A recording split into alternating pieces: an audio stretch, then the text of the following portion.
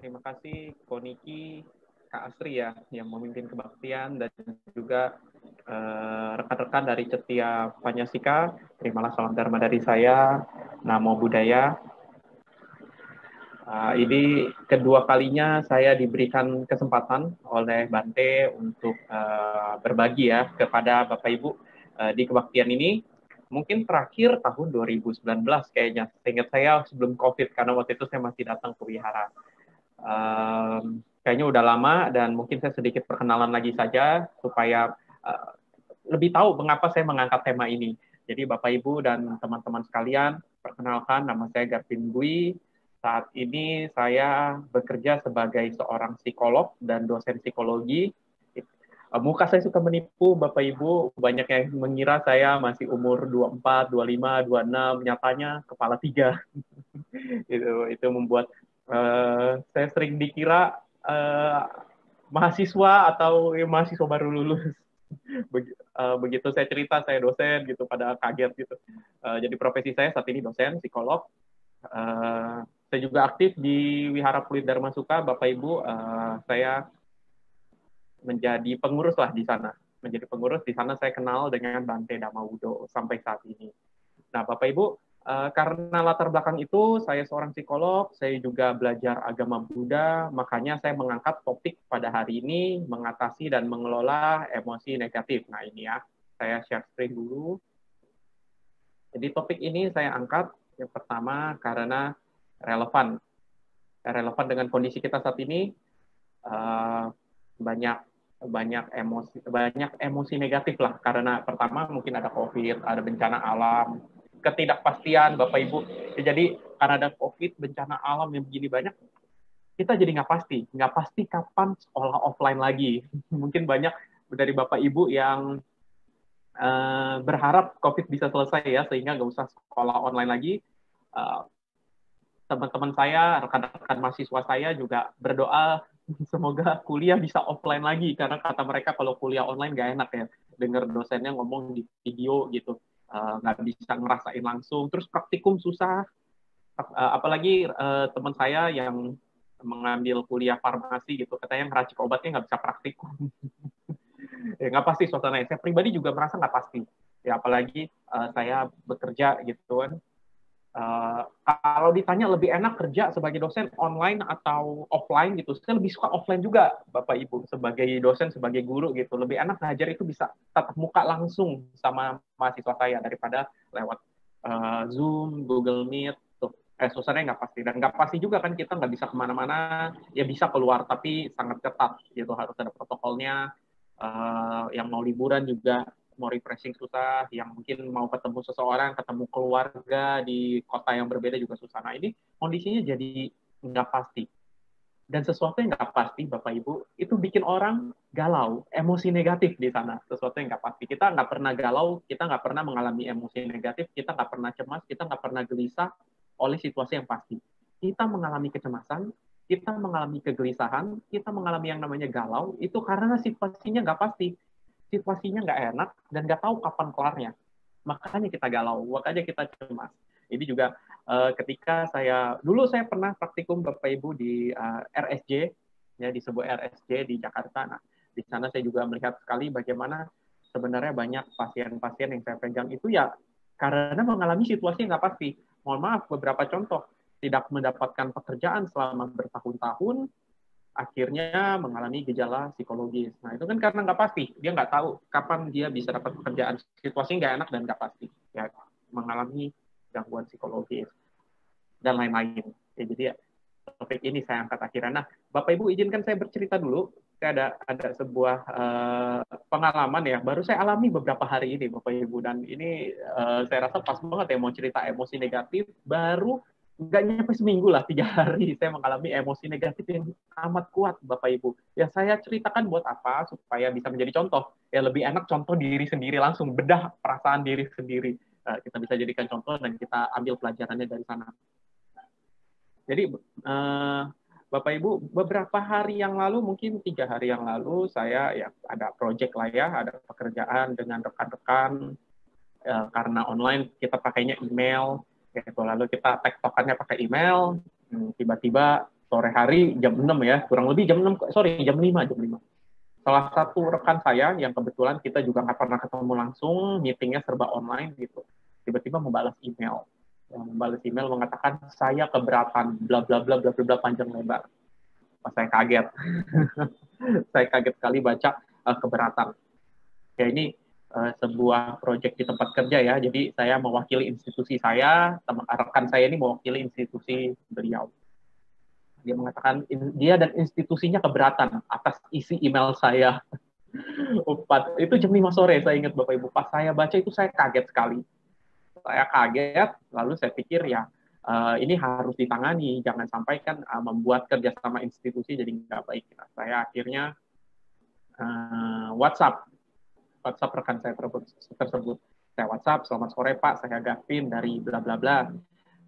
Saya sudah membaca email, saya sudah membaca keberatan Bapak, boleh saya tahu apa yang perlu saya lakukan gitu. Ya kita berusaha profesional ya Bapak Ibu ya. Nggak dijawab. Nggak dijawab. Wah, saya mikirnya ya udahlah, mungkin ya jam 5 saya balasnya jam setengah 6 lah kurang lebih ya. Ya udahlah, mungkin beliau sedang beristirahat gitu ya. Dibalasnya mungkin agak malam gitu. Saya tunggu jam 7 nggak dibalas. Jam 8 nggak dibalas. Saya berusaha berpikir positif lagi. Oke lah, mungkin sudah malam, beliau nggak mau berbicara tentang pekerjaan. Mungkin besok. Gitu. Tapi Bapak Ibu, dari jam 6 sore atau dari jam 7 malam untuk menunggu besok pagi itu panjang banget kalau ada ketidakpastian Bapak Ibu. Jadi sepanjang sore dan malam itu saya galaunya bukan main. Ya, saya sangat cemas Bapak Ibu. Kenapa? Karena saya tahu ini ada yang salah dengan pekerjaan saya, ada pihak lain yang keberatan, ada pihak lain yang nggak seneng ya berarti ya kalau keberatannya nggak seneng. Dan ini menyangkut nama institusi dan saya khawatir. Saya sangat cemas Bapak Ibu. Nah, disinilah saya melihat bahwa betapa pikiran kita ini maha dahsyat. Nanti saya ceritakan juga ya soal pikiran ini ya, tapi saya mulai berpikir aneh-aneh. Jadi sepanjang sore sampai pagi itu, wah rasanya panjang sekali. Saya berpikir apa? Pertama, saya sudah lalai melaksanakan tugas saya. Ya, institusi memberikan saya kepercayaan untuk menghubungi institusi lain, menjalin relasi, menjalin kerjasama, proyek bareng. Saya malah membuat sesuatu yang membuat pihak lain merasa keberatan. Emailnya cukup nggak enak untuk dibaca. Saya merasa, wah gagal sekali ini saya. Saya sudah gagal mengemban tanggung jawab dari institusi. Wah, saya udah nggak enak banget dah rasanya. Kedua, saya berpikir, waduh, Darwin bisa-bisanya bikin kesalahan bodoh gitu, ceroboh gitu, sampai pihak lain menyatakan keberatan. Wah, saya udah mikir kemana-mana. Apakah ini artinya karir saya berakhir di tempat ini ya Pak? Karena melakukan ini kan, saya berpikir apakah ini artinya karir saya berakhir? Apakah habis ini saya akan mendapatkan surat peringatan? Apakah saya akan mendapat surat teguran? Apakah jangan-jangan saya akan ya dimutasi lah? Apa lo udah mikirnya aneh-aneh kemana-mana macam-macam. Ya, saya udah nggak tenang lah. Intinya saya merasa pekerjaan saya terancam. Karir saya terancam karena pengalaman ini. Saya sempat mikir apakah saya harus WA atasan saya dulu memberitahu ini, tapi saya mikir juga kalau saya WA atasan saya takut atasan saya juga panik, sedangkan saya belum ada solusinya gitu. Tapi saya pikir ya mungkin 2-3 hari baru WA, tapi pikiran saya udah berkecamuk Bapak Ibu. Udah kemana-mana. Sore nggak nafsu makan, malam mau tidur juga nggak bisa. Saya tuh tidur jam 2 pagi. Ya padahal saya biasa tidur jam 12 malam. 2 jam telat ya. Kenapa? Karena setiap merem kepikiran. Kepikiran masalah ini. Dan saya nggak bisa tidur. Tidurnya nggak enak lah. Saya bangun jam 5. Nah, tidurnya nggak nyampe 6 jam lagi ya. Saya bangun jam 5. Jam 5 setengah 6 gitu lah. Saya bangun jam 5 setengah 6 gitu. Bangunnya perasaannya nggak enak banget Bapak Ibu. Ya, saya bangun dalam kondisi emosi yang amat tidak enak. Sedih, galau gitu. Nggak fresh lah bangunnya. Pas pagi itu saya udah bangun, saya sempat merenung apa artinya saya nggak cocok di karir ini, mungkin saya perlu mengajukan resign. Ya udah kemana-mana Bapak Ibu mengajukan resign gitu. Sebelum sebagai bentuk pertanggungjawaban gitu. Jadi malu lah, ada rasa malu di sana. Udah mulai mikir kemana-mana. Chat saya pikir mungkin ya chat saya dibalas oleh rekan saya, beliau mungkin jam 8 pagi, jam 9 pagi. Nyatanya saya tunggu sampai jam 9 gak dibalas sama beliau. Waduh, saya pagi punya rutinitas minum kopi, ya sambil makan biskuit. Itu rasanya hambar banget.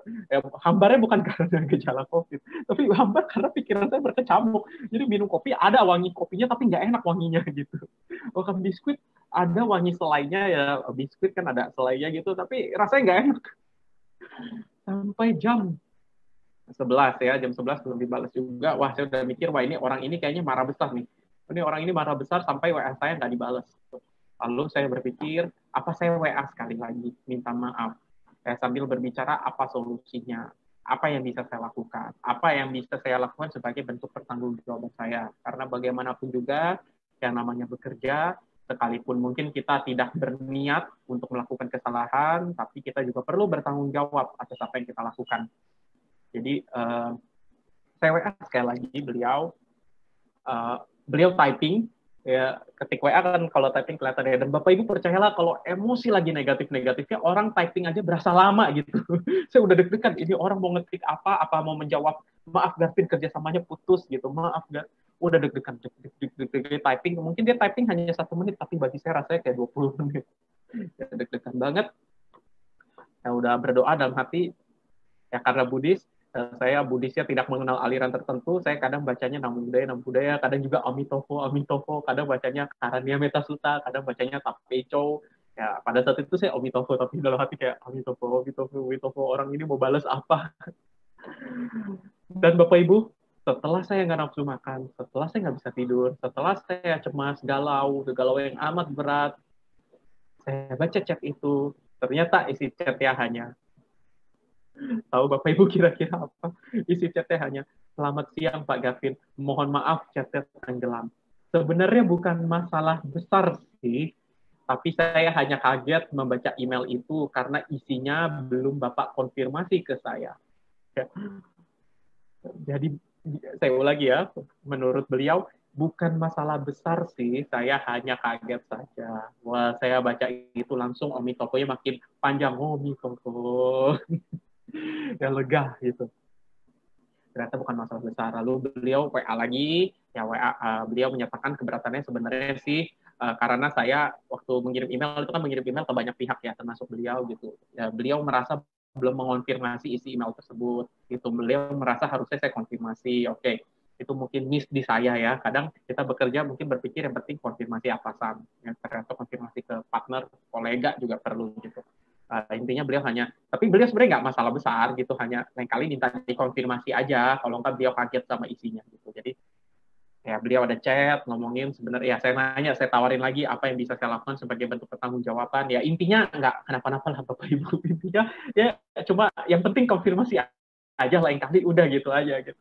Oh pas saya baca itu lega banget, sekaligus saya merasa konyol dengan diri sendiri Bapak Ibu, makanya saya ketawa setiap apa saya ceritain ini, ketawa bukan karena kenapa saya lagi menertawakan diri saya yang sendiri. Ya, saya rugi dong, nggak bisa tidur, nggak nafsu makan, galau, cemas. Ternyata sesuatu yang bukan masalah besar. Tapi saya menganggap itu sangat masalah besar. Di sanalah lagi-lagi ya, walaupun saya psikolog, Bapak Ibu, begitulah cara kerja pikiran kita ya. Kita suka menciptakan makna, ya kita menciptakan makna sendiri, padahal realitanya tidak seperti itu, tapi kita mempersepsikan sendiri, menciptakan tanda kutip realitas sendiri, kita mikir sendiri, kita galau sendiri, kita cemas sendiri, kita nggak bisa tidur sendiri. Dan itu terjadi pada saya beberapa hari lalu. Bahkan saya yang seorang psikolog, Bapak Ibu, yang kerjanya memang benerin pola pikir orang. Pola pikir saya pun juga kadang suka ngaco. Nah, Bapak Ibu, pada saat saya mengalami emosi negatif kemarin, saya merenungi betapa saya ini manusia ya, betapa manusia ini ya sangat suka berpikir kemana-mana tanpa bukti, lalu terjebak sendiri dalam pikiran itu, lalu galau sendiri, cemas sendiri, sedih sendiri, marah sendiri dengan pikiran itu. Banyak cerita kalau mau diulangi lagi ya, misalnya ketika saya bertemu teman lama, Saya ketemu teman lama, saya nyapa teman lama saya, nyapanya seadanya. Jadi di mall ketemu, ya sebelum COVID saya ke mall ketemu teman saya sapa, halo, ya anggap aja namanya Budi gitu. Halo Budi, apa kabar? Dulu kita waktu SMA suka nongkrong bareng di tukang bakso, masih inget gak gitu. Teman saya cuma, oh ya Garvin, apa kabar? Lalu udah nggak banyak ngomong lagi. Wah, saya waktu itu berpikir kemana-mana lagi ya, apakah Budi sombong sekarang? Dulu kok teman baik, kopeng gitu, sekarang ketemu kayak bukan siapa-siapa gitu. Oh, Budi udah sombong, ya Budi udah nggak mau kenal gue. Gitu. Apa mungkin gue yang nggak layak lagi dipandang gitu? Mikirnya kemana-mana. Padahal Budi pada saat itu lagi buru-buru. Ya lagi-lagi pikiran kita berkecamuk kemana-mana bikin makna. Bapak Ibu, jadi pikiran dan perasaan kita ini saling berkaitan. Pikiran kita menciptakan makna, pikiran kita menciptakan makna, dan perasaan kita berespon terhadap makna tersebut. Dalam Buddhism, kita sebagai manusia, saya share screen dulu ya, ternyata saya bisa share screen, saya kira tadi nggak bisa share screen. Oke, ini ya, mungkin kelihatan ya Bapak Ibu ya. PowerPoint saya sederhana aja, tapi yang penting ada ya bisa dicerna. Jadi kita ini manusia Bapak Ibu punya pancakanda. Ya, jadi kita disebut makhluk hidup, kita disebut manusia, ya terutama manusia ya, karena kita terdiri dari pancakanda ini, 5 agregat, ya pancaskanda kalau konsep-depannya. Ya ada rupa, wedana, sanya, sangkara, winyana. Biar simpel aja, karena saya nggak bermaksud untuk berteori, jadi kita punya jasmani, Bapak Ibu. Jelas ya, kalau nggak ini apa nih? Kita punya jasmani. Jasmani kita ada panca indera, Bapak Ibu. Mata, telinga, hidung, lidah, kulit. Plus pikiran sih. Tapi pikiran ini bukan di bagian rupa ya. Jasmani kita punya panca indera. Jasmani kita, Bapak Ibu, ya panca indera khususnya menerima rangsangan dari objek-objek di sekitar kita. Jadi kita bisa tahu bahwa ponsel saya ini licin Bapak Ibu, sering kepleset nih saya megangin. Ini licin karena saya punya indera, saya punya jasmani, yaitu kulit untuk bersentuhan dengan objek ini. Saya bisa melihat Bapak Ibu, enggak sih, saya nggak bisa melihat ya, karena ini pakai Zoom ya, tapi saya bisa melihat layar ini. Nah, saya bisa melihat layar laptop di depan saya, bahkan saya bisa melihat diri saya sendiri ya, dari laptop saya, karena saya punya mata, indera untuk melihat. Ketika mata saya melakukan kontak dengan objek, ya laptop ya pada saat ini, terjadilah yang namanya proses melihat. Saya bisa dengar, mungkin Bapak Ibu juga mendengar hujan, lagi hujan. Mungkin di daerah Bapak Ibu juga lagi hujan ya. Ini hujan deras sekali, mungkin sesekali terdengar suara petir, sesekali juga mungkin terdengar suara tukang roti barusan lewat. Karena ada panca indera, ada indera khususnya indera pendengaran, bersentuhan dengan objek, gelombang, suara, dan lain-lain. Kita punya jasmani.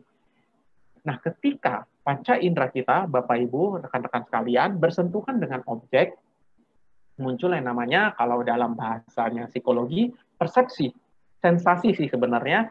Sensasi, dari sensasi, muncul yang namanya persepsi. Ya, di sini ada sanya, ada sangkara, formasi mental, aktivitas mental. Jadi ketika jasmani bersentuhan dengan objek, ya muncullah yang namanya jadi masuk ada aktivitas mental di dalamnya, misalnya suara. Gelombang suara ini masuk telinga menyalurkannya melalui neuron tertentu, lalu nanti disalurkan ke otak. Di otak terjadi proses lagi. Nah, ketika sudah sampai ke otak, ya misal saya dengar suara tukang roti. Kita contoh yang simple dulu ya, Bapak Ibu. Saya dengar suara roti nih. Saya terdengar suara roti itu kan sebenarnya netral ya, cuma sorry, not gitu, itu netral sekali. Masuk ke telinga saya, ya lalu gelombang suaranya ya lewat neuron-neuron tersebut masuk ke otak. Otak kita ini kan mengandung memori, Bapak Ibu. Ada kenangan di sana, ada pengalaman kita. Yang kalau di Buddhis mungkin juga membawa memori dari pengalaman di kehidupan lampau. Kalau di psikologi kan belum sampai ke sana ya. Nah, di dalam otak ini gelombang suara ini kalau psikologi itu bilangnya kita suka mengotak-ngotakkan informasi. Jadi suara tepung roti ini dicari paling dekat sama yang mana nih? Oh, ternyata ada memori saya waktu kecil. Ya waktu saya suka nginep di rumah nenek saya, pagi-pagi kalau tukang roti lewat saya teriak gitu, "Popo, mau roti coklat satu, beliin dong," gitu. Lalu nenek saya beliin. Nah, terjadi aktivitas mental, sangkara di sana, formasi mental, aktivitas mental, dan ada persepsi yang lalu saya maknai. kan ada suara keinget kenangan masa kecil, lalu saya maknai. Ya, proses pemaknaan itu namanya persepsi. Saya maknai, ini kangen ya, gitu, kangen Popo ya, gitu. Nah, waktu itu Popo masih sehat gitu, karena saya cucu pertama, jadi saya lahir nenek saya masih bisa kemana-mana gitu, jalan-jalan sendirian. Wah, jadi keinget ya digendong nenek dulu dan lain-lain dan lain-lain. Nah, lalu muncullah karena ada pemaknaan, ada persepsi di sana, muncullah perasaan. Rasanya apa? Kalau sekarang mungkin emosi yang muncul adalah sedikit sedih karena nenek saya udah tua, udah nggak fit lah kalau kasar gitu ya. Beliau masih ya udah nggak sefit dulu lah, saya jadi kepikiran gitu. Dan ada senangnya juga sih keinget kenangan masa kecil. Tapi di sana prosesnya Bapak Ibu panjang ya sebenarnya ya, muncul sebuah perasaan ya. Jadi kita kalau lihat Bapak Ibu, suara roti itu kan netral. Itu abang roti lewat kan netral ya. Abang roti itu nggak bermaksud bikin saya sedih, nggak bermaksud bikin saya senang. Hanya bermaksud bikin saya ngiler untuk beli rotinya. Tapi netral. Netral di sana. Netral, tapi begitu masuk ya melalui telinga saya berkontak ya. Telinga saya masuk ke dalam otak, otak mencari memori yang mirip, lalu setelah ketemu memori yang mirip, saya memunculkan pemaknaan, dari pemaknaan tersebut muncullah perasaan, positif atau negatif. Karena kebetulan ada kenangan baik dan ada kenangan buruknya, muncul kedua-duanya. Jadi panjang prosesnya Bapak Ibu. Atau ketika mungkin saya waktu ketika nyentuh sesuatu ya, ini ada gelas. Saya tadi pagi ngopi dulu Bapak Ibu. Teduh kopi, air panas. Ya, air panas. Sentuh. Wah, panas nih. ini panas. Panas sebenarnya kan kalau sakitnya di fisik. Ya, sebenarnya kita di fisik. Tapi kita memaknainya mau gimana nih?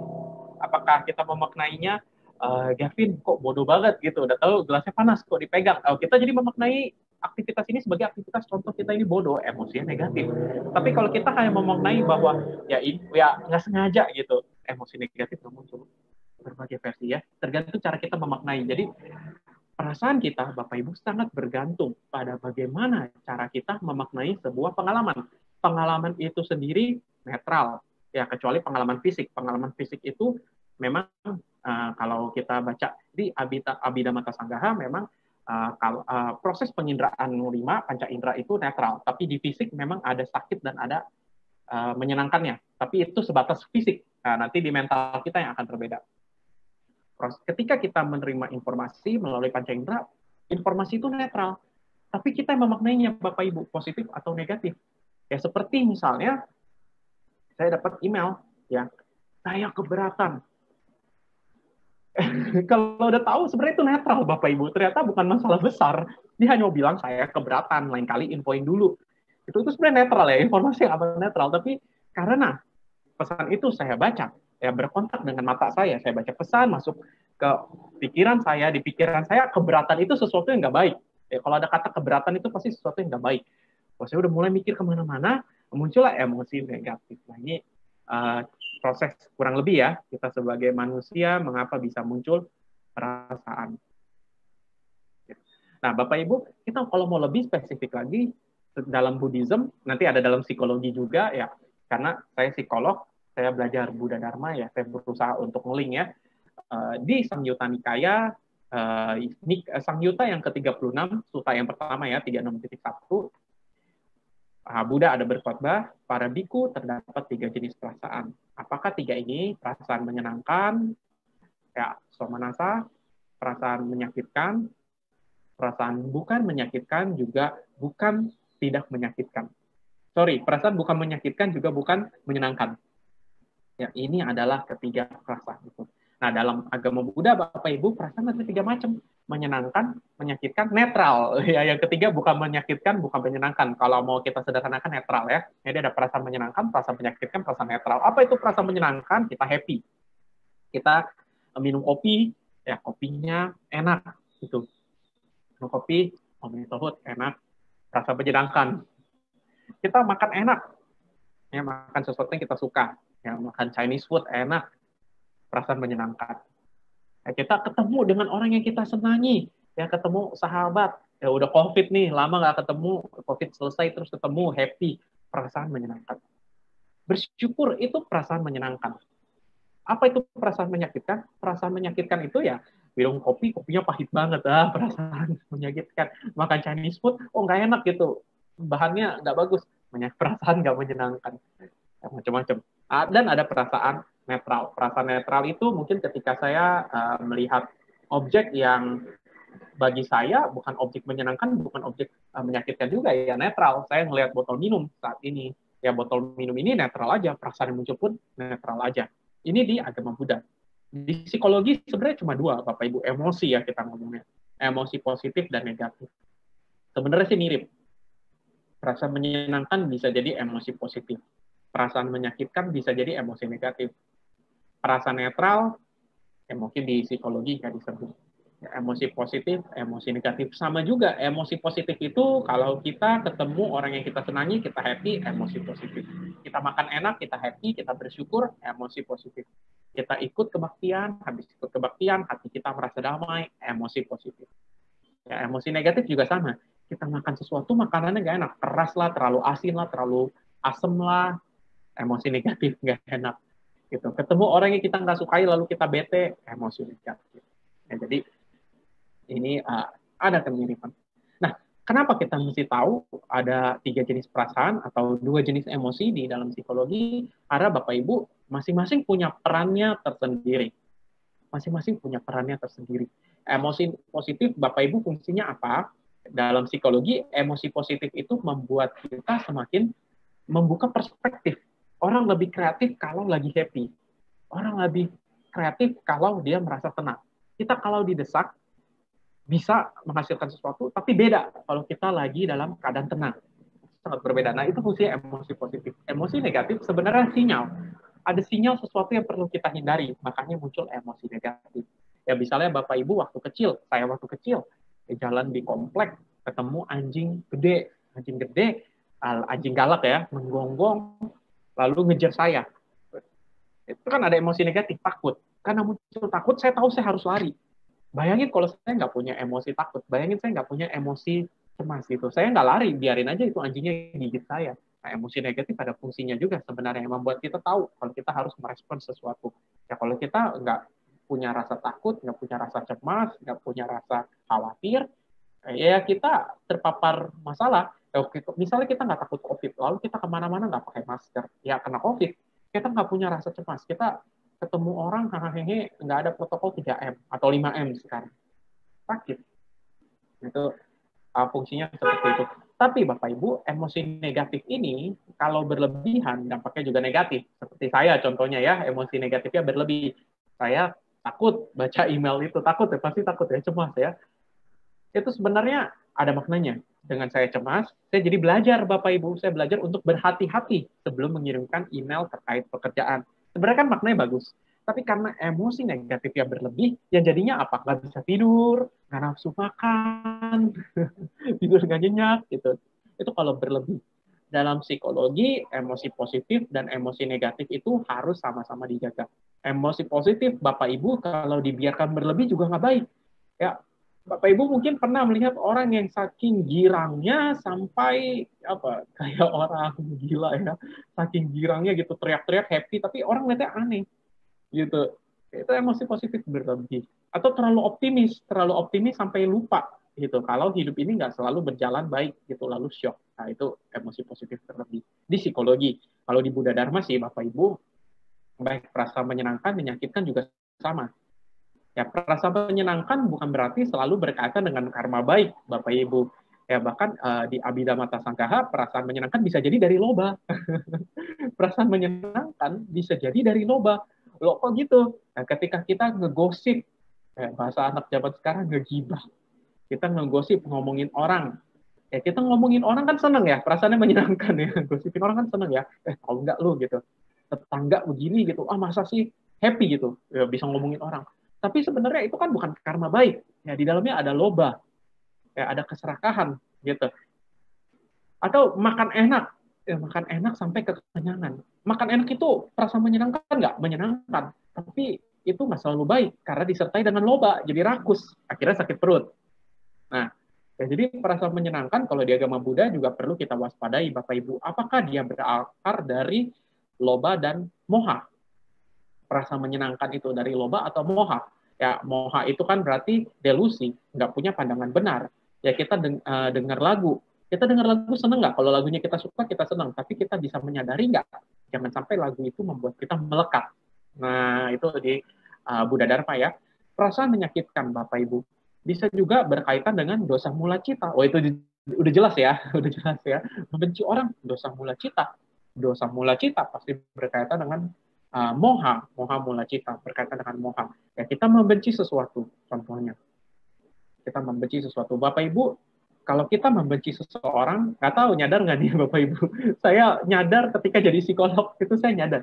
Kalau kita benci seseorang, ruginya double. Ruginya tuh banyak kalau kita membenci seseorang. Ya, contoh ya. Contoh saya membenci seseorang. Ya, membenci kita kasih nama Budi ya. Semoga gak ada yang namanya sama. Ketika saya membenci Budi, saya udah benci Budi, itu kan sebuah karma buruk sebenarnya. Ada dosa mula cita di sana. Itu sudah sebuah pikiran buruk, kesadaran yang buruk. Ternyata nggak cuma itu dampaknya. Ketika saya benci dengan Budi, Budi itu secara tidak langsung sedang mengendalikan diri saya. Maksudnya apa? Ya saya benci Budi. Ketika saya benci Budi, saya sudah menggantungkan kebahagiaan saya pada Budi. Kalau Budi happy, saya jadi nggak happy. Kalau Budi nggak happy, saya jadi happy. Nyadar nggak Bapak Ibu? Kalau kita benci orang, kita berharap orang itu susah. Ya, orang itu susah, kita jadi happy. Yes, syukurin loh. Tapi ketika orang itu mendapatkan keberuntungan, kita jadi mungkin sirik, mungkin kayak apaan sih nih orang nih, lain-lain. Ya saya benci Budi. Budi nggak perlu ngapa-ngapain, dia tampilin muka dia aja, saya udah empat, saya udah bete. Bener nggak Bapak Ibu? Kalau kita benci orang, ya kita nggak suka sama orang, kita ngeliat muka orangnya aja, kita udah bete sendiri. Double kan jadinya, udah bikin karma buruk baru lagi. Ngeliat, padahal cuma ngeliat mukanya Budi loh, Budi nggak usah ngapa-ngapain. Dia cuma cukup datang ke wihara, kita ketemu, kita jadi bete. Padahal kita ke wihara, niatnya pengen berbuat baik. Niatnya pengen baca parita, nama Karagata, Wandana, di sarana Pancasila, ingin menghormat Buddha Dhamma Sangga, mendengarkan Dhamma Desana, berjana paramita, bertemu Bante. Nah, kita udah happy hari ini, hari Minggu pagi, ingin berbuat baik. Datang ke wihara, datang ke Cetia. Ketemu orang yang kita nggak suka, ketemu musuh kita, ketemu si Budi. Nah, ketemu si Budi, perasaan kita happy, tapi karena ketemu orang yang kita benci lagi-lagi kan, ya ada kontak di sana ya, ada jasmani kita, mata kita bertemu dengan Budi, muncul ya. Padahal netral ya, Budi cuma lewat ya. Padahal Budi cuma lewat. Cuma datang ke Cetia juga, netral. Dia nggak ngapa-ngapain, dia cuma datang, kita ngeliat muka dia, tapi kita langsung mikir macam-macam. Wah ini musuhku nih, ini orang yang pernah menyakitiku nih, ini orang yang pernah mengecewakanku nih, ini orang yang pernah membuatku marah nih. Langsung kita bete. Padahal kita mau ke Cetia, pengen berbuat baik, kita pengen happy, pengen mencari kedamaian. Gara-gara bertemu orang yang kita benci, langsung kita jadi bad mood. Apakah Budi yang salah? Enggak. Budi cuma datang ke Cetia sama kayak kita, niat terbaik. Tapi kenapa bisa jadi bad mood? Karena kita membenci seseorang. Kebayang nggak Bapak Ibu kita membenci seseorang? Itu baru satu contoh. Nanti kalau Budi cerita, namanya juga satu Cetia, mungkin kita akan dengar cerita dengan Budi cerita, aku kemarin dapat rezeki loh, dipromosi, naik pangkat di kantor gitu. Semua orang menyelamati, kita malah bete. Kok bisa sih dia naik pangkat? Dia kan orang yang jahat dan lain-lain. Nah, karma buruk baru lagi ngomongin orang. Macam-macam Bapak Ibu, kalau benci orang, wah ruginya double. Ya, perasaan menyakitkan itu. Jadi Bapak Ibu, baik dalam psikologi maupun dalam Buddha Dharma, kita harus hati-hati dengan perasaan kita. Emosi positif atau perasaan menyenangkan bagus nggak? Bagus. Tapi hati-hati, kita perlu sadari apakah emosi positif itu berasal dari loba kita. Jangan sampai dari loba, karena kita nanti jadi melekat. Dan jangan sampai berlebihan, karena kalau berlebihan nggak bagus. Dalam psikologi ada namanya mania. Ya, saking senangnya sampai nggak beres gitu. Ya, ketawanya berlebihan. Ya, emosi negatif juga sama. Emosi negatif dalam psikologi sih ada manfaatnya, tapi dalam keadaan yang kecil, jangan sampai berlebihan. Kalau berlebihan, jadilah apa? Depresi, jadilah gangguan kecemasan, jadilah macam-macam. Ya, dalam Buddha Dharma juga kita harus waspada. Yang itu dosa mula cita. Itu jangan-jangan dari dosa mula cita, kebencian, penolakan. Ya. Ini saya sedikit ngutip lagi Bapak Ibu dari Samyutta Nikaya. Ini saya parafrase, aslinya paragraf, cuma kepanjangan. Saya parafrase, saya persingkat ya. Jadi ini khotbah Buddha saya parafrase. Jadi Buddha mengatakan agar seorang biku tidak kelaparan dan tidak kenyang sepenuhnya, tanda kutip ya, maksudnya mungkin bisa hidup damai gitu. Agar seorang biku tidak kelaparan dan tidak kenyang sepenuhnya, perlu memahami perasaan-perasaan. Ya, kita bukan biku Bapak Ibu, tapi kita murid dari Buddha Dhamma Sangha. Ada relevansinya juga khotbah ini. Kita perlu memahami emosi kita Bapak Ibu.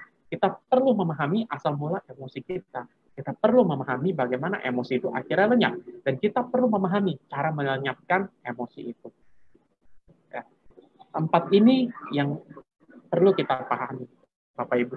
Emosi tadi kita udah tahu ya, ada emosi, ada perasaan positif, negatif, dan netral. Dan bagaimana cara kerja mereka, asal mulanya kita udah tahu ya, ketika kita bertemu suatu objek itu kita terima melalui panca indera, masuk ke dalam pikiran kita, mencari memori yang sesuai, dari memori itu muncullah kesan, dari kesan itu muncullah emosi. Emosi negatif atau positif. Nah, Bapak Ibu, selanjutnya kita perlu paham kalau yang namanya perasaan itu tidak kekal. Ya, anicca ya, termasuk perasaan itu nggak kekal. Kita kalau berefleksi Bapak Ibu, kita kalau merenung, emosi positif maupun emosi negatif kita datang silih berganti. Ya Bapak Ibu ya. Mungkin bangun tidur senang. Nah, tadi saya bangun tidur senang banget. Kenapa? Hujan pagi-pagi hari libur. Wah, itu nikmat mana yang didustakan ya Bapak Ibu ya. Bangun pagi, hari libur, hujan. Wah, nyaman banget. Saya jujur aja Bapak Ibu bangun jam 8. Ya, biasa kerja bangun jam 5, ini bangun jam 8. Wah, enak banget di kamar gitu. Sambil baring-baring gitu. Wah, enak nih hujan, dingin, nyaman gitu. Lalu udah saya turun, saya mandi. Ya, mandi dingin banget. Nah, muncul emosi negatif, kedinginan. Ya, habis itu saya bikin kopi. Kebetulan ini kopinya bikinnya terlalu pahit, Bapak Ibu. Terlalu kental. Pahit pasti minum, kurang mantep. Emosi negatif. Emosi negatif, lalu saya keinget, oh ya, nanti jam 9.30 saya ada janji mau sharing sama Bapak Ibu rekan-rekan di setiap Panyasika. Ada emosi positif Bapak Ibu, karena saya tahu hari pagi ini saya diberikan kesempatan melakukan karma baik, emosi positif. Nah, sambil nunggu, karena kan kalau offline saya kan ada perjalanan ke Palom ya, saya tinggalnya di Penjaringan dekat Emporium Fluid kan.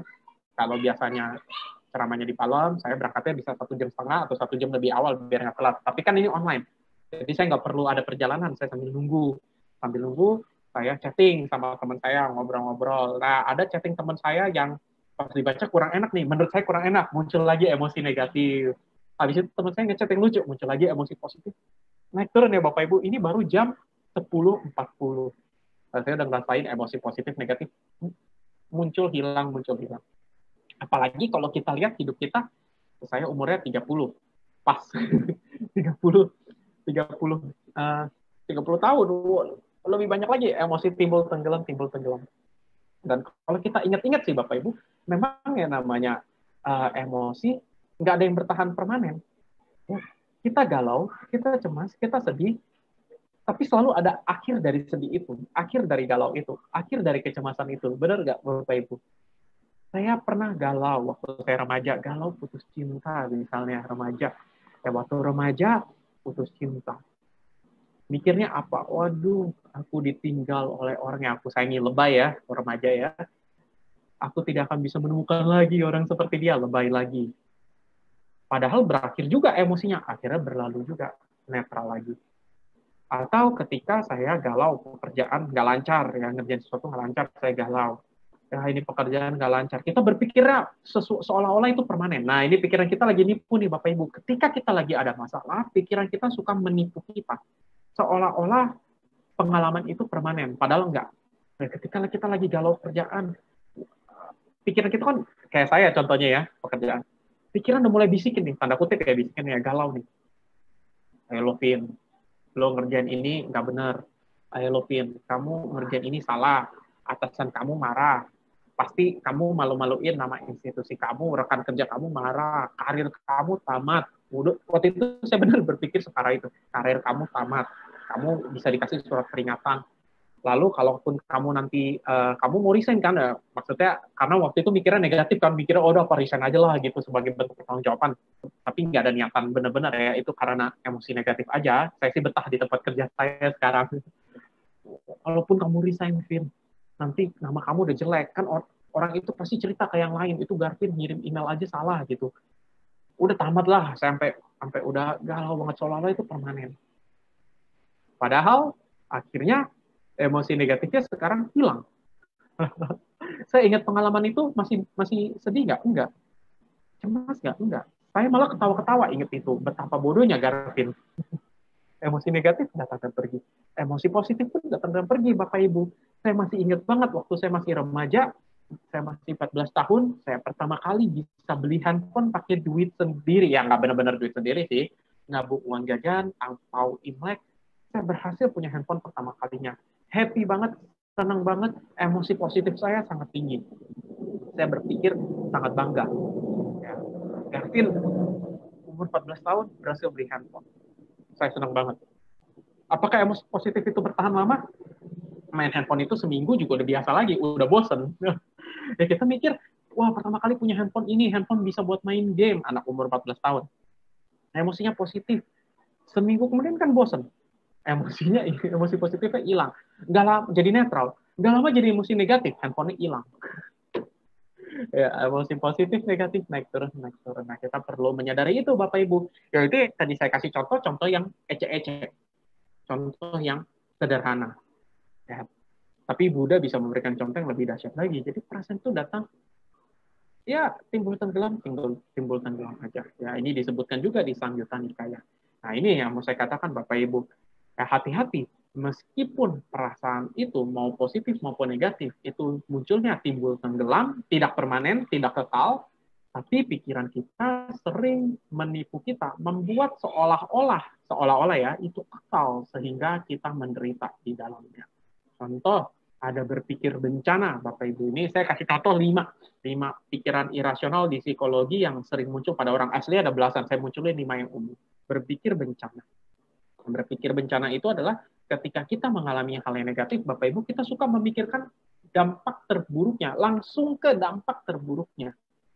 Sering kita alami. Ya, contohnya aja waktu COVID pertama kali muncul bulan Maret, ya 2 kasus. Muncul 2 kasus, apa yang terjadi? Wah, langsung minimarket stoknya habis, diborong, mie instan, tisu, hand sanitizer, masker dan lain-lain diborong, heboh banget. Ya berpikir bahwa ini akan ya bencana sih, tapi langsung berpikirnya kan yang terburuknya banget gitu, jadi heboh gitu, kacau. Ya padahal sekarang tanpa bermaksud merendahkan gitu, kita lihat kasusnya banyak, malah sekarang orang tetap berpergian. Ya kita suka jumping conclusion, ya melompat kesimpulan, berpikir ke kemungkinan terburuk, akhirnya menimbulkan kepanikan, akhirnya menimbulkan masalah besar. Nah, atau contoh yang personal, ketika saya pekerjaan tadi, saya langsung berpikirnya bencana. Ketika saya mendapat email, kami keberatan, saya keberatan, saya langsung berpikir bencana. Saya langsung berpikirnya ke arah bencana. Dampak terburuknya gue bakal di blacklist nih, gue bakal dipecat nih, dan lain-lain. Nah, padahal enggak.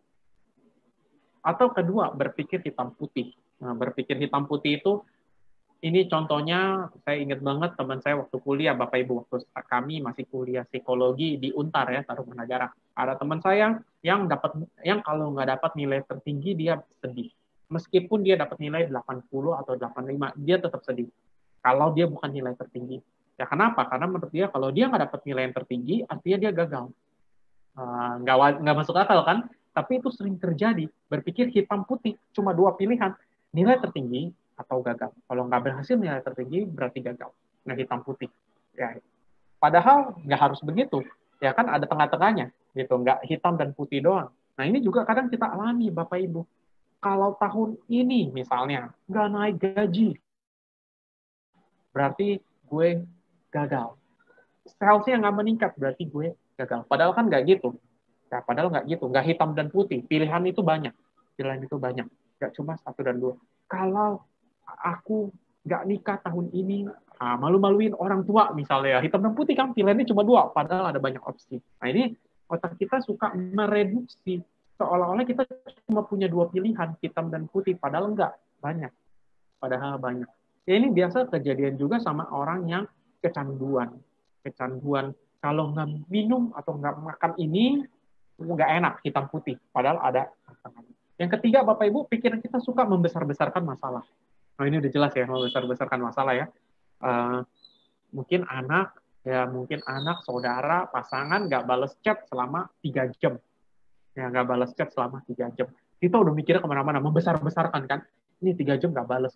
Ini anak udah mulai kurang ajar. Ini pasangan udah mulai nggak respect. Ini teman udah mulai nggak sopan, nggak respect. Ya, padahal mungkin orang lain punya aktivitas masing-masing. Teman saya mungkin nggak balas chat saya sampai 3 jam karena dia lagi sibuk bekerja. Mungkin anak nggak balas chat karena memang lagi ngecek handphone, karena mungkin lagi ada aktivitas. Ya, kalau lagi misalnya COVID, misalnya lagi pergi sama teman, lagi nonton di bioskop, 2 jam nggak buka HP, wajar nggak bisa balas chat. Gitu. Tapi kadang kita membesar-besarkan masalah. Ya, ini udah fatal nih, kacau nih. Gitu. Atau personalisasi. Ya, personalisasi juga ini otak kita suka mengecoh, Bapak Ibu. Ya, personalisasi ini seolah-olah semua karena kita. Seolah-olah semua karena kita. Ya, anak nggak balas chat, apa aku jadi orang tua gagal ya? Anak nggak ranking 1, apa aku jadi orang tua gagal ya? Anak tidak patuh 100%, apakah aku gagal ya jadi orang tua ya? Apakah aku yang salah ya? Jadi semua dilimpahkan kesalahannya ke diri sendiri. Kita mungkin berada di budaya timur yang kalau apa-apa kita harus tahu diri, tanggung jawab, tapi tidak semua hal negatif yang terjadi di sekitar kita, Bapak Ibu, itu karena diri kita.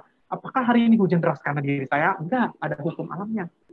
Apakah mahasiswa saya nggak lulus selalu karena saya? Enggak, karena dia memang nggak ngerjain ujian dengan benar. Ya sama. Apakah karena anak misalnya nggak balas chat selama 2 jam itu artinya gagal menjadi orang tua? Kan juga enggak gitu ya. Tapi kita suka mengaitkan apa-apa dengan diri sendiri, personalisasi. Oh, itu yang membuat kita jadi emosi negatif ya, apa-apa dikaitkan sama diri sendiri. Itu orang nggak balas chat gara-gara apa sih, gara-gara aku membosankan nih, padahal belum tentu, bisa jadi orangnya lagi sibuk, tapi kita mengaitkan sama diri sendiri, aku orangnya membosankan nih, aku orangnya nggak enakin nih, mungkin aku chat nggak sopan nih, padahal kan nggak selalu tentang aku. Tapi pikiran kita suka membuat semuanya karena aku ya, di Buddha Dharma juga gitu ya, aku ya. Jadi apa-apa karena aku, apa-apa karena aku.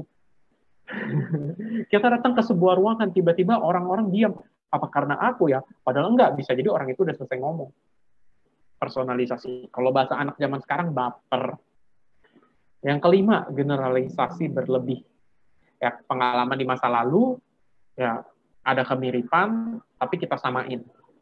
Kayak ini terjadi nih, saya pernah ketemu Bapak Ibu seseorang ya yang posesif sama pasangannya, sangat posesif dengan pasangannya sampai tidak mengizinkan pasangannya punya aktivitas lain. Ya, jadi mau berpergian kemana itu dibatasi sekali. Ya, saya ingatkan dong, nggak perlu sampai segitunya. Lalu orang itu bilang, tapi saya punya pengalaman, Garvin. Dulu saya juga punya pasangan, saya juga punya hubungan, saya memberikan kebebasan ke pasangan saya, dia selingkuh. Jadi sekarang biar nggak terjadi lagi, saya batasi semuanya. Jadi dia menggeneralisasi berlebih ya. Iya benar, ya bisa jadi. Tapi kan udah beda konteks. Konteksnya udah beda. Orangnya udah beda. Ya, orangnya kan beda. Konteksnya beda, waktunya kan udah beda. Itu terjadi 5 tahun lalu, sekarang udah beda. Konteksnya beda. Ya, orangnya beda. Semuanya beda. Ya nggak bisa digeneralisasi. Tapi kita kan suka gitu. Kita suka menggeneralisasi. Ya, orang fobia juga karena ini, Bapak Ibu. Orang fobia itu karena generalisasi berlebih. Cek orang fobia, biasanya orangnya udah lupa. Tapi kalau kita hipnoterapi, kita mungkin dia orangnya masih bisa ingat ya waktu kecil pengalamannya ya. Fobia ketinggian. Dulu saya pernah riset tentang fobia ketinggian. Ya, fobia ketinggian, saya punya kenalan, dia itu kalau di balkon ya lantai 4 atau lantai 5 lah, dia dari jendela ngeliat ke bawah itu udah gemetaran, Bapak Ibu, udah keringet dingin. Saya cari tahu.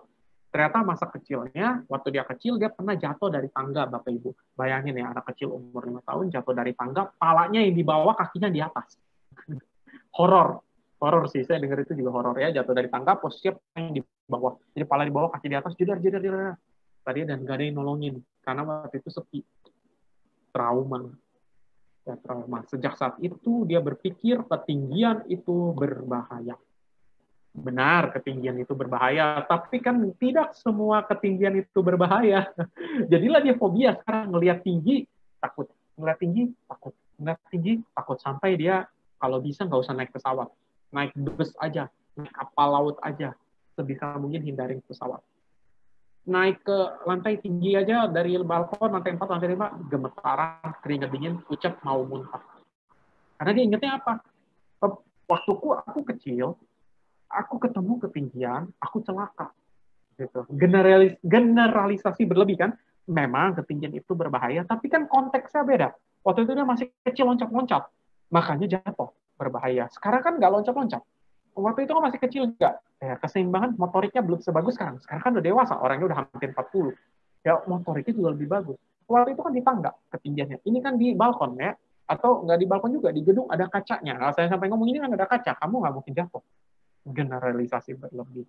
Nah, ini Bapak Ibu, kalau kita lihat nih, pikiran kita suka mengecoh, membuat kita berpikir segala sesuatu akan berjalan dengan amat buruk, membuat kita berpikir membesar-besarkan masalah, membuat kita berpikir apa-apa tentang aku dengan generalisasi berlebih. Akibatnya apa? Akibatnya kita mengalami emosi negatif yang intens. Jadilah kita terjebak dengan emosi negatif kita. Kita berpikir seolah-olah emosi negatif itu akan muncul selamanya.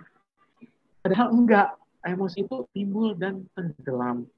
Ya, termasuk COVID. Apakah PSBB, COVID, ya kata ahli WHO, mungkin kita akan hidup bersama dengan COVID selamanya. Tapi kondisi pasti berubah. Ya, mungkin nggak hilang total, tapi manusia bisa beradaptasi. Ya, nanti mungkin setelah vaksin ada, kita mungkin beradaptasi. Mungkin tetap 5M, mungkin dengan protokol kesehatan, tapi intinya suasana yang, ini kan suasana lagi nggak banget. Mungkin akan ada kemajuan. Mungkin akan ada akhirnya. Mungkin akan terjadi adaptasi sehingga kita bisa beraktivitas dengan normal. Ya, ada prokes, kita bisa offline lagi, tapi nggak separah kondisi sekarang. Gitu ya, macam-macam ya. Saya bukan ahli epidemiologi, saya bukan ahli kesehatan fisik, saya nggak berani komentar terlalu banyak. Tapi intinya emosi kita yang muncul itu timbul tenggelam. Ya. Solusinya gimana dong? Ya, kita punya emosi negatif gitu. Nah, solusinya ada dua yang ingin saya ceritakan. Ada solusi secara psikologi, ada solusi secara Buddha Dharma. Ya, karena saya psikolog, saya akan sedikit bawain psikologi. Saran secara psikologi apa? Nah, Bapak Ibu, nomor satu, kalau kita mengalami emosi negatif berlebih, kadang jangan-jangan kita nggak usah ngapa-ngapain loh Bapak Ibu, tidak usah direspons. Jika kita tidak perlu ngapa-ngapain, ya nggak usah ngapa-ngapain. Jadi saya pelajari dari filsafat Tao juga sebenarnya. Wei, ya, the art of doing nothing. Seni tidak melakukan apa-apa. Kadang kita cemas, kadang kita gelisah, kadang kita sedih, Bapak Ibu. Jangan-jangan kita nggak perlu ngapa-ngapain sebenarnya. Kita sedih, ya udah sedih aja. Nggak usah ngapa-ngapain. Kita cemas-cemas aja, nggak usah ngapa-ngapain. Nah, ini bertentangan dengan selama ini mungkin kita percaya. Orang ada bilang, kalau sedih kita harus bersyukur, harus optimis. Ya, benar. Tapi bayangin kalau kita lagi galau banget, lagi sedih banget, terus disuruh berpikir positif. Kayaknya aneh ya. Susah gitu ya, lagi sedih, tiba-tiba harus berpikir, aku bisa. Kayaknya agak aneh. Ya, jangan-jangan memang kita nggak perlu melakukan apa-apa. Kita sedih, ya sedih aja. Sadari itu sedih, terima itu sedih, jalani. Dan jangan memang harus ngapa-ngapain. Karena kenapa? Karena kesedihan itu nanti akan lenyap juga, berlalu juga. Ya seperti kejadian saya kemarin, yang nggak ngapa-ngapain, yang harusnya saya nggak perlu ngapa-ngapain, nggak usah berpikir yang gimana-gimana banget, udah biarin aja. Atau tanyakan pada diri sendiri. Oh ya, sorry, tidak usah direspons gini Bapak Ibu, karena kadangkala apa yang terjadi di sekitar kita nggak bisa kita kendalikan. Kita nggak bisa ngendaliin orang di sekitar kita harus ngapain. Yang bisa kita kendalikan diri kita sendiri. Sehingga kalau ada kondisi di lingkungan yang nggak enak, nggak sesuai dengan harapan kita, ya kita nggak usah ngapa-ngapain. Mungkin kita kadang nggak usah ngapa-ngapain. Ya kita sadari aja, terima aja. Atau yang kedua, tanyakan pada diri sendiri, ada buktinya nggak? Nah, ini juga perlu nih kadang dilakukan. Ya, kita mulai negative thinking. Ya, saya mulai berpikir bahwa akan terjadi sesuatu yang buruk. Ya, ada buktinya nggak? Kita sering berpikir seseorang benci kita, itu benar atau hanya asumsi. Jangan-jangan kita cuma merasa dia membenci kita, padahal enggak. Suka kita alami juga ya. Suka kita alami juga. Jangan kita berpikir, ini orang kayaknya benci aku nih. Kalau ketemu nggak nyapa. Jarang chat juga, jarang like Instagram aku, jarang like Facebook aku, Facebook saya. Ini orang benci saya nih. Benar atau hanya asumsi? Jangan-jangan cuma asumsi. Ya jangan-jangan orang itu memang nggak nge-like Facebook siapapun, memang nggak nge-like Instagram siapapun. Memang dia kalau ketemu orang nggak terbiasa nyapa, orangnya agak grogi gitu. Bukan benci kita, emang dia sifatnya begitu. Maknai ulang lagi kejadiannya. Ya, nggak bisa keluar karena COVID, PSBB, emosi negatif. Saya pribadi, Bapak Ibu, hobi traveling. Sangat hobi traveling. Ya, karena mungkin belum berkeluarga, waktunya banyak ya kalau lagi hari libur. Saya jalan-jalan lah, naik gunung keluar kota gitu. Sekarang nggak bisa, udah setahun lebih karena COVID. Emosi negatif nggak? Emosi negatif, saya sedih banget nggak bisa traveling. Tapi saya berusaha mencari makna lain. Ya dengan saya nggak bisa traveling, saya bisa lebih produktif. Produktif ngapain? Saya kerjanya dosen kan mesti banyak nulis. Saya jadi lebih banyak menulis buku menulis artikel ilmiah punya waktu. Selama ini kan ya punya waktu juga, tapi nggak sebanyak sekarang. Nah, sekarang karena COVID, saya banyak waktu di rumah, saya lebih produktif lagi. Ya, maknai ulang kesempatan untuk lebih produktif. Nah, ini 3 saran secara psikologis, Bapak Ibu. Ketika kita alamin emosi negatif, jangan-jangan kita nggak perlu berbuat apa-apa. Jangan memaksakan kehendak. Jangan memaksakan lingkungan harus ngikutin kita. Yang ada kita makin menderita. Karena lingkungan nggak selalu bisa sesuai keinginan kita. Kita bukan pengendali lingkungan. Kita hanya bagian dari lingkungan. Sehingga mungkin kita nggak perlu ngapa-ngapain. Ya udah, sadari aja. Kalau masih kuat juga, kita tanyakan pada diri sendiri. Apakah asumsi kita ada buktinya? Kita kan beremosi negatif karena asumsi, karena pikiran. Ada buktinya nggak? Atau jangan-jangan asumsi doang? Atau berusaha maknai ulang kejadian itu. Ya, kayak ini COVID ya, saya nggak bisa kemana-mana. Saya mau nggak respons, tapi setahun gimana nggak saya respons gitu. Ya, tapi akhirnya apa? Saya maknai ulang sebagai kesempatan saya untuk lebih produktif. Gitu. Ya. Secara Buddhis bagaimana? Oh, kalau secara Buddhis, emosi itu kan anicca, timbul dan tenggelam. Nah, Buddhis, ya saya ambil dari Sangyutta. Nah, Bapak Ibu, kalau punya kesempatan, Sangyutta Nikaya ke-36 ini adalah Wedana Sangyutta. Sangyutta tentang Wedana, tentang perasaan. Makanya saya ngutipnya di sini terus, Sangyutta Nikaya 36, ambil aja Sutta 1, Sutta 2, Sutta 3, karena isinya emang semuanya soal perasaan. Jadi kalau Bapak Ibu mau baca lebih detail di Sangyutta Nikaya 36, ini isinya tentang perasaan semua, karena memang babnya tentang perasaan, Wedana Sangyutta. Jadi setelah mengetahui ini adalah perasaan, tidak bertahan lama. Nah, Buddha mengatakan lagi ya, ini adalah perasaan tidak bertahan lama, mengalami kehancuran, setelah menyentuh dan menyentuh lagi perasaan-perasaan itu, melihat lenyapnya perasaan-perasaan itu, demikianlah seseorang kehilangan nafsu terhadap perasaan itu. Maksudnya apa? Kalau ajaran dari Sang Buddha, kita mindfulness. Ya kita tahu ini ada perasaan, perasaan positif atau perasaan menyenangkan, perasaan negatif, perasaan tidak menyenangkan. Dan kita tahu perasaan itu timbul dan tenggelam. Ya kita sadari aja, kita jalani aja. Karena semuanya emang silih berganti, itu wajar. Itu nggak ada yang salah dengan mengalami perasaan positif, lalu perasaan positif itu hilang. Lalu mengalami perasaan negatif, lalu perasaan negatif itu hilang. Wajar. Memang demikian. Ya, berlatih mindfulness.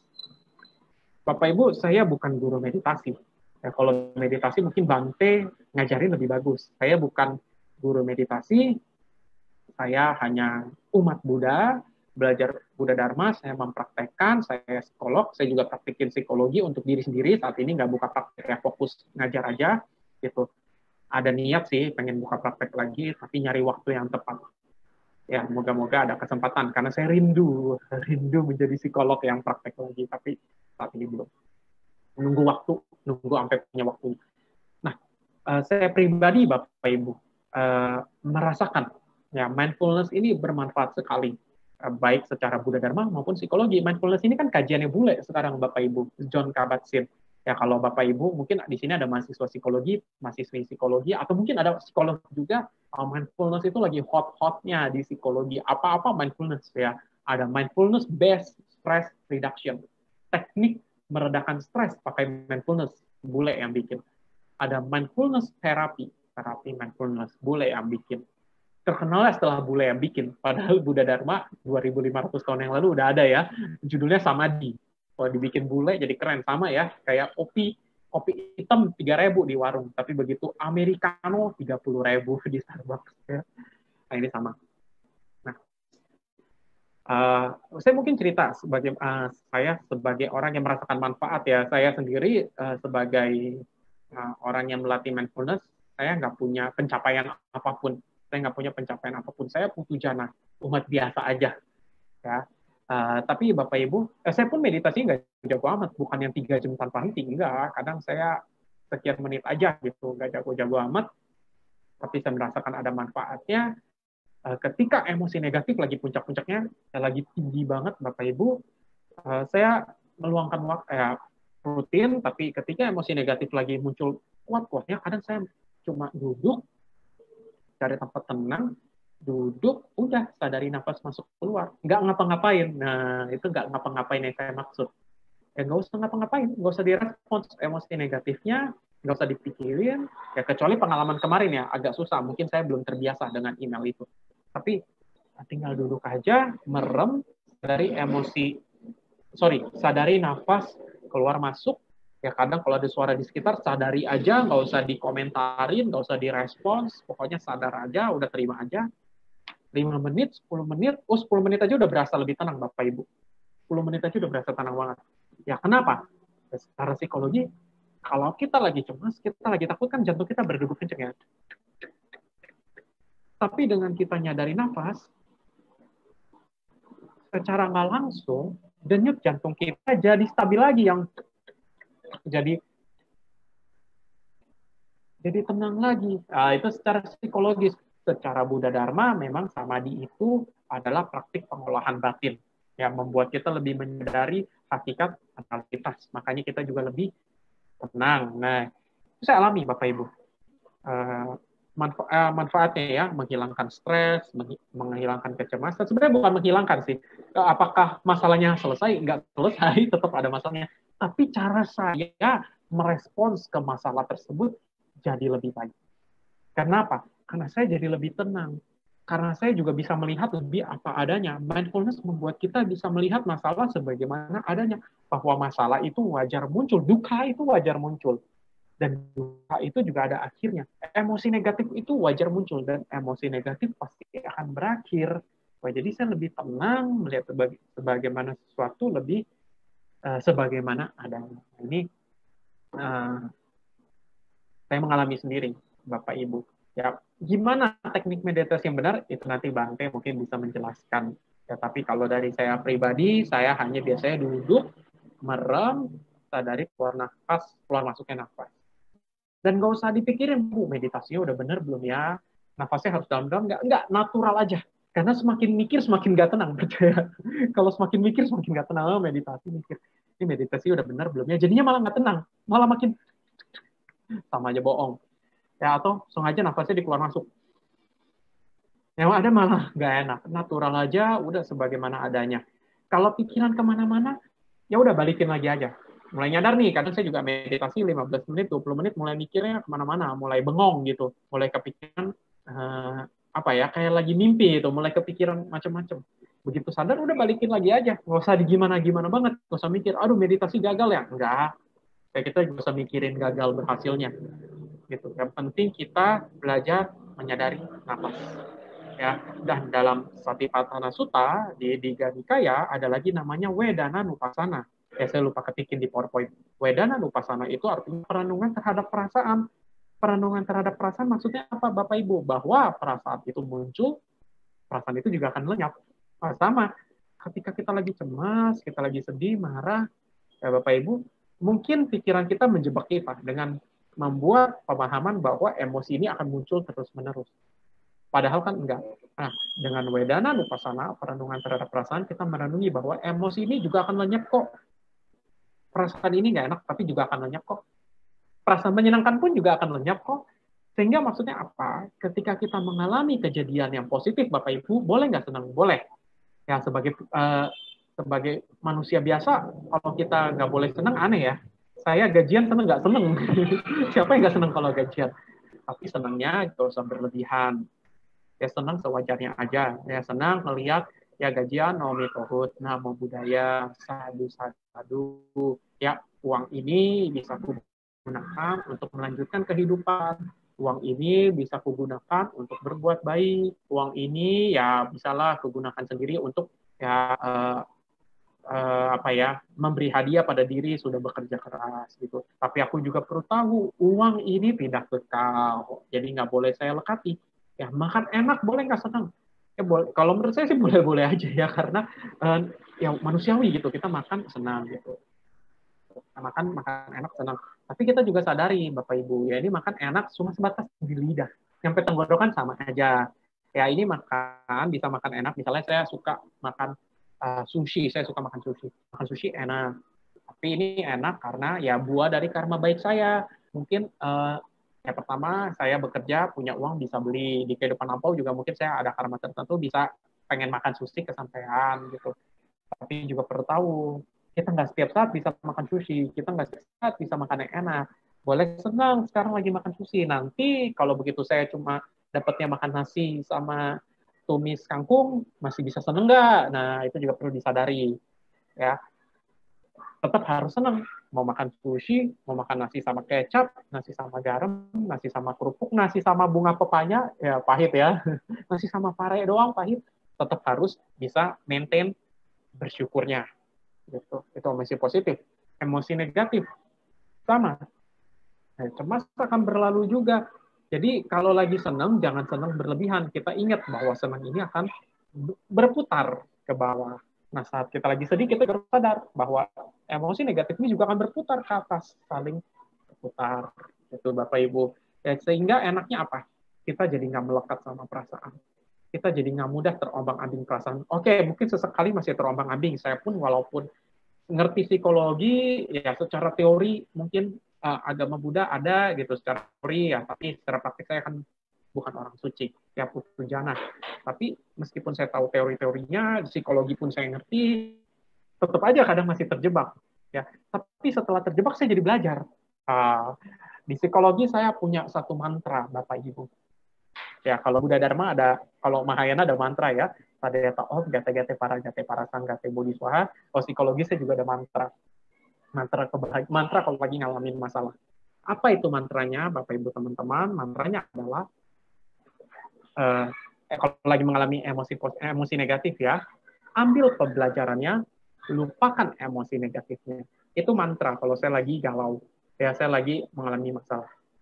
Ambil pelajarannya, tinggalkan emosi negatifnya. Ambil pelajarannya, tinggalkan emosi negatifnya. Ambil pelajarannya, tinggalkan emosi negatifnya. Ya, saya salah melakukan pekerjaan. Ya, emosi negatifnya saya tinggalin. Tapi pembelajarannya saya ambil. Lain kali email orang lebih benar. Gitu. Saya salah ngomong ke orang-orang. Ada orang yang tersinggung. Saya minta maaf. Emosi negatifnya saya tinggalkan. Pembelajaran saya ambil. Lain kali ngomong ke orang, mesti dijaga nih mulut. Gitu. Ya saya nggak sengaja merusak sesuatu, lalu saya takut emosi negatifnya tinggalin, minta maaf ke orangnya, ambil pembelajarannya, hati-hati melakukan sesuatu. Nah itu mantranya. Ya ambil pembelajarannya, lupakan atau tinggalkan ya, lupakan emosi negatifnya. Ya baik, itu aja Bapak Ibu yang bisa saya share tentang hari ini, tentang bagaimana mengatasi dan mengelola emosi negatif. Semoga bermanfaat. Mohon maaf bila ada salah kata, tentunya apa yang saya share hari ini saya sertai dengan niat baik. Walaupun ternyata ada kata-kata yang kurang berkenan, tak dimaafkan, ya semoga ya ambil yang baiknya, tinggalkan yang buruknya. Ya, semoga bermanfaat. Terima kasih kepada Bapak Ibu dan teman-teman. Saya sudah diizinkan untuk berbuat baik, melakukan dhamma dana. Semoga kebaikan yang saya lakukan pada hari ini bisa saya limpahkan kepada seluruh sanak saudara yang sudah meninggal. Dan juga semoga wabah COVID segera berakhir sehingga kita bisa hidup dengan normal. Semoga orang-orang yang sedang mengalami bencana alam juga bisa segera bangkit lagi. Ya, semoga juga yang sakit segera sembuh, yang sehat tetap sehat. Abe Sata Bawantu Sukitata, semoga semua makhluk hidup berbahagia. Sadu, sadu, sadu.